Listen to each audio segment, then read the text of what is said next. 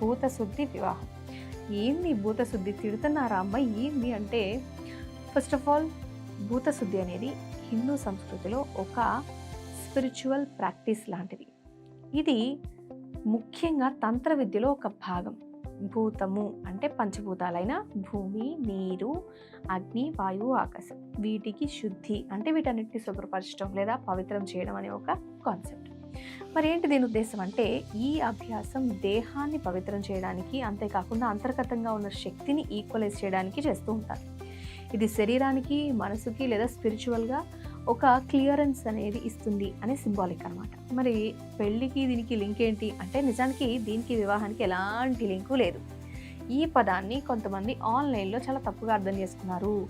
సమంత ఎప్పుడైతే డివోర్స్ తీసుకుందో ఆ తర్వాత ఏదైనా పవిత్ర కార్యం కోసం ఇలాంటి ఒక కొత్త రకం వివాహం చేసుకుంటారు అనేది ఒక తప్పుడు ప్రచారం చేస్తున్నారు. ఏదో కొత్త స్టైల్లో ప్రచారం చేసుకున్నారు అంటున్నారు. ఎలాంటి అఫీషియల్ ఇన్ఫర్మేషన్ దీని గురించి లేనప్పటికీ కూడా ఇది హాట్ టాపిక్ అయిపోయింది.